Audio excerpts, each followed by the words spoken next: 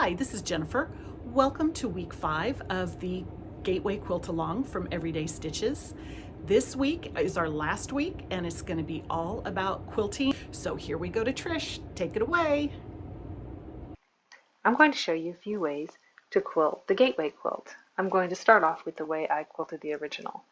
We are just going to pretend that this is the beginning of the quilt here. And when I loaded this on my long arm, I loaded it sideways to make it easy to traverse the columns.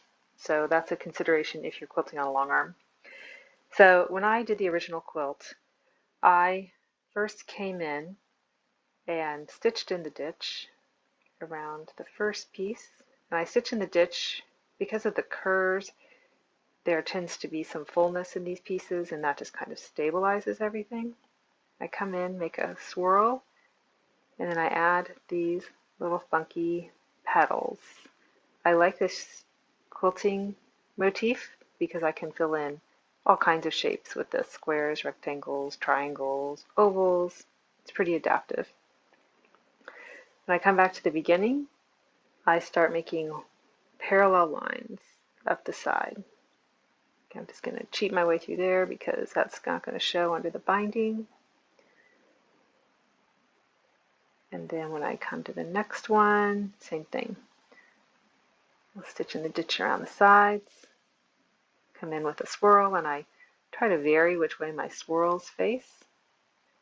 And then for the petals, I come in, make a little bump, go down, come out, make a bump, go down, come out, make a bump, go down. That bump is important because it gives you the opportunity to change the direction or the height of the petal to fill in the space. Then I'll just come up again horizontal. And then if I have a half block here at the end, because you'll have those, I come up to the end, stitch in the ditch, come over here, make just the top half of the spiral, and then make my petals.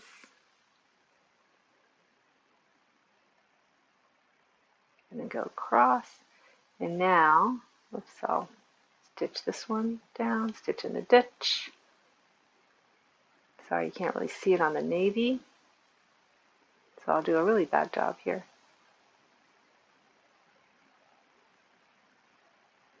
Okay, now I'll make my horizontal lines to fill up this entire space.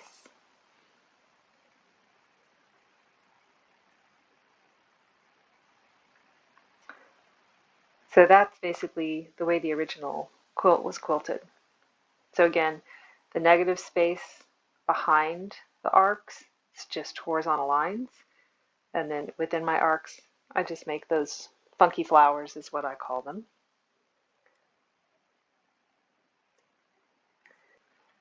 The next idea is for those people who are quilting this because of the Gateway Arch in St. Louis.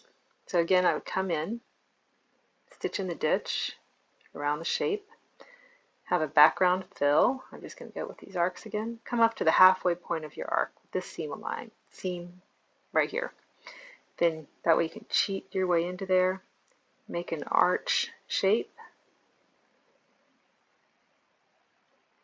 and then any kind of fill. And then that way, that unquilted arch will really pop out. You'll have little borders, and I feel like that will really accentuate the arch. Now for this paisley fill, the thing to remember is your first loop, you want to go in the opposite direction of how you want to go. So you go, first loop goes one way, and then the way you want to travel is your second loop. So you go away from how you want to travel, so your second loop comes back to traveling. Now, if you go the wrong way, it's really no big deal because you can come in down at the point and go back the same direction if you need to. So now come back out, same way you went in, and continue your fill.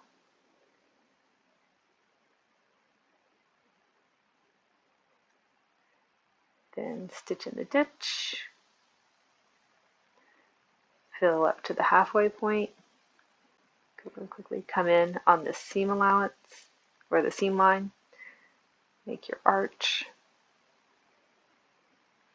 and then fill with any kind of fill. Doesn't matter, whatever your easiest fill. The smaller your fill, the more the arch is going to be accentuated. You could also go around the outside of the arch with a really small fill pattern, and that would really help. See, in here I've trapped myself, so I'm just going to come down this little side. There's a very forgiving quilting pattern. Come out same way you went in and continue to fill.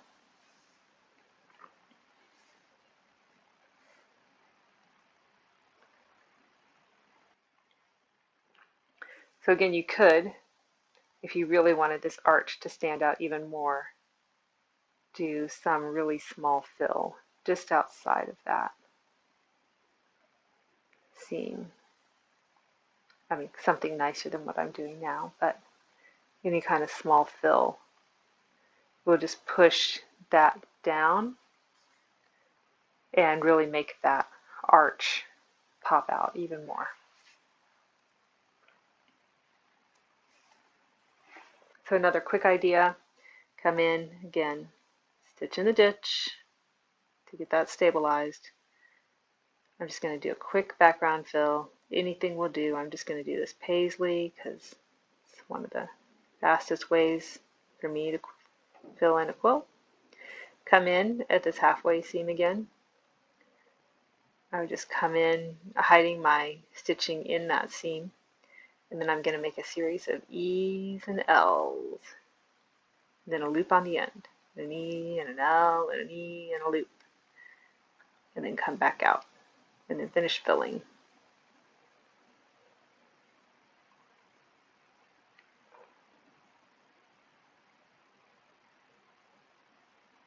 Stitch in the ditch when you get to the next piece. Continue to fill. Cheat your way in on that seam line. E, L, E, loop, E, L, E, loop, back out. And then continue filling. So that's a really fast way. Some people had asked about doing an overall design. My go-to overall design, again, let's say this is the edge of our quilt.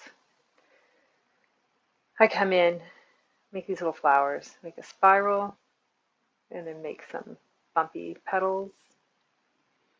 And I can go over here, make another spiral with some bumpy petals, and then I can travel just by echoing the last one that I did.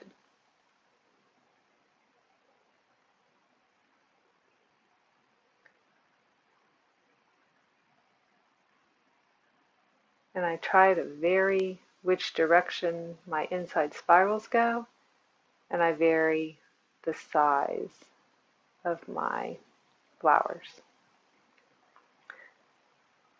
And you'll want to do that because you're going to be trapped sometimes, and you'll have to make a really small flower, and you don't want to make it look out of place. So that's why I try to do small and large.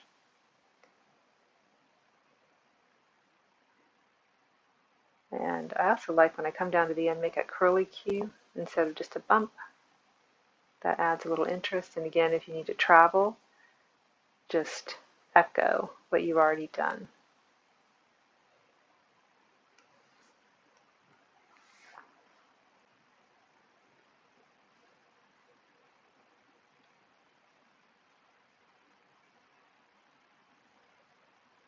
So that's just a quick fill.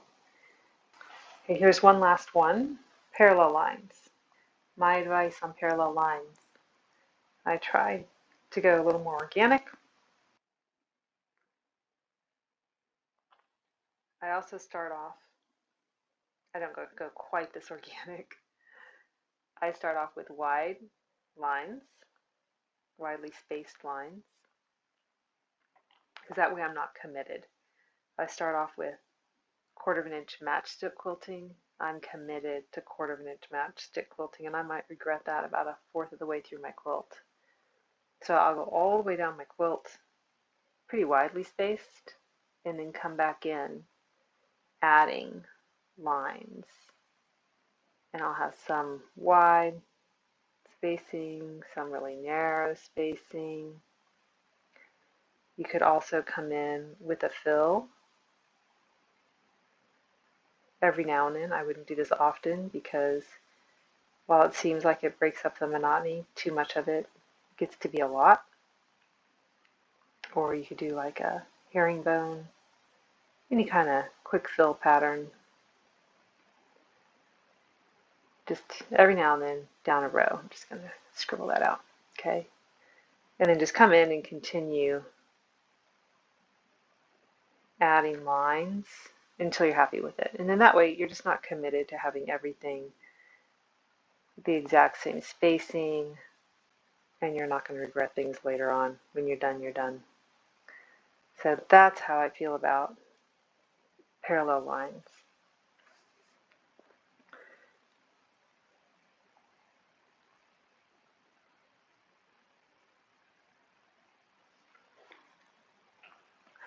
So hopefully this gave you some ideas on how to quilt your gateway quilt, and we look forward to seeing them. Please post them on Instagram or Facebook, and make sure you tag us so we can see them.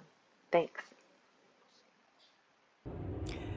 That was week 5. Thank you guys so much for being here. We've come to the end of the Gateway Quilt Along, and on behalf of Trish and myself, we want to thank you so much for coming along with us. You guys have blown us away with your fabric choices and all the fun and joining us on the lives on Facebook and Instagram. It's just been so much fun.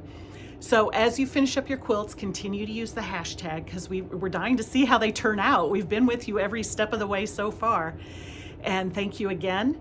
And look for our next quilt along, which is going to come up very soon in a couple months. And it's going to be our wander pattern, which are hexies and selvages. So anyhow, hopefully you will join us for that. And thanks again and take care. Bye.